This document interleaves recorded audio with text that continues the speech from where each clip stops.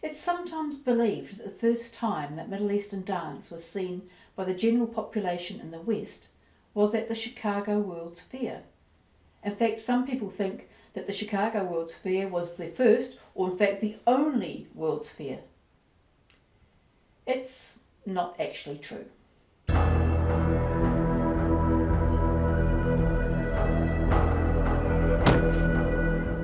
Hi, I'm Kashmir, and today I want to talk about the various world fairs in history and their connection to Middle Eastern dance. The first World Fair was actually in Prague in 1791. However, I haven't been able to find any links with that to any sort of Middle Eastern dance. So we'll go through 60 years and 23 World Fairs later, and we get to London. 1851, the Crystal Palace exhibition. And in here we have documented evidence of a Tunisian scarf dance. So as far as we know, this is probably the first time that Middle Eastern dance was seen in a World Fair in the West. The first World Fair in the States was in 1853, and it was the New York version of the Crystal Palace exhibition. So it was the Crystal Palace exhibition in New York. We can't be certain whether or not there was any Middle Eastern dance here. We suspect as much, but again, no definite proof at this stage.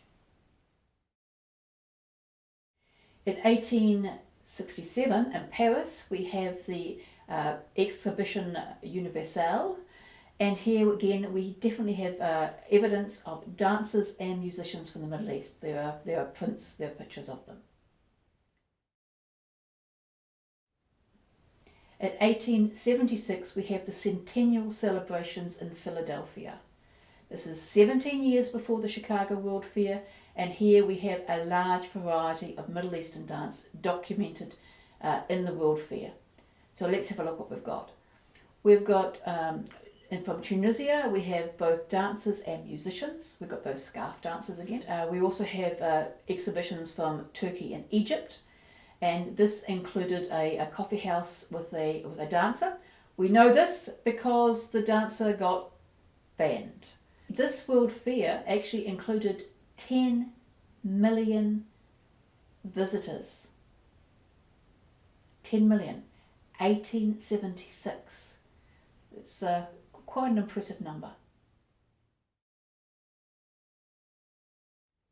1889 in Paris. Many people will recognise this as the time that the Eiffel Tower was opened, which you may not realise. This is also the time when there was a censorship against the exotic dancers from Egypt. Now this was no little thing in the cafe which offended people. These were real stage shows. 2,000 people in the audience. As though pinched by a needle, the dancer started moving with hideous contortions, with vibrations of her hip and her torso. Sounds pretty much like belly dance. The World Fairs in Paris continued. We have 1900, 1906, 1922, etc., etc. And nearly all of them actually included Middle Eastern dance, especially Tunisian, but also dance from Turkey and Egypt. So into this slotted the World Columbian Exposition, which is what the real name of the Chicago World Fair is. Now this was the 6th World Fair that included Middle Eastern dance, and by now there was a large variety of dance available. And there was the Mohammedan world. This included an Algerian Tunisian exhibition, and there was a torture dance. I'm not sure what that was. There was performance by the Ouled Nail. This is the original dance de ventre, the original belly dance. And also, again, the scarf dance. There was a Turkish cafe which had dancing. The Turkish venue also had some Rom dance and something else which was sort of traditional, so I'm thinking of some sort of folk dance probably here. Egypt was represented by these streets of Cairo. Now the streets of Cairo is not like a little hall. We're talking about a street with 60 shops. It had a parade every day, and it had lots of dancers, including some which were described as gawazi.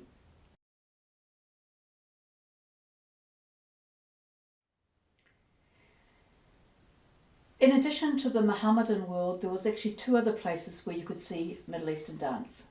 The first was actually for real. It was the Moorish Palace, and that included dancers from Palestine and Syria. The other one was not quite so well. The Persian Palace. Its dancing girls were famous. They were gorgeous. They were French, and they were corseted. Their performances were for male-only audiences. I'll leave it up to your imagination. Bloom ran the Algerian village, where the dancers would have been mostly Ouled Nail. So this is the original dance de ventre, because they did actually use their bellies, and this was the first lot of people that the French saw that they gave the label to. Now this is not the same as what is the direct ancestor of belly dance, which is Danse Orientale. First of all, there was no Danse Orientale back at the time of the Chicago World Fair, but also it's a different stream. One's come from Egypt, one's come from Berber dance. So let's see how they were described at the time. So here's a contemporary description. The concert hall is the favourite resort not for its music, but for its dancing girls, who are beauties in their own way, although with strongly marked features and somewhat too plump of outline. Their attire is modest and not without the elements of picturesque, for the Algerian dancing girl wears clothes, much more of them at least than the Parisian dancers, and here is no unseemly display of tightly hosed limb. Most of them are attired in skirts that reach to the ankle, with loose embroidered waists of silk and bolero jackets spangled with tinsel ornaments. From a bench where all are seated side by side with the orchestra, one of the damsels steps forward and begins to dance, swaying her lithesome form in a rhythmical fashion, at first slowly, then in an accelerated measure. As the orchestra warms up to its work, her figure appears to tremble and undulate, as though in ecstasy of delight, for the motion is rather of the body than of the feet, yet agile and far more graceful than the pirouetting of a premiere. So that was the original Danse de ventre as seen in the Chicago World Fair in 1893. So to wind up, these fairs were enormous. They were huge events. They went on for months, sometimes years. They covered hundreds of hectares. Millions of people went to them, like 10 million alone for the Philadelphian one. Now, not everyone would have seen the Middle Eastern dance, but a lot of people would have. I mean, those shows with 3,000 people sitting and watching them. So this is one way that the Middle East was disseminated to the West. They may not have noticed their next door neighbour, who was from Lebanon or Syria, but they did notice the dancing girls at the fair.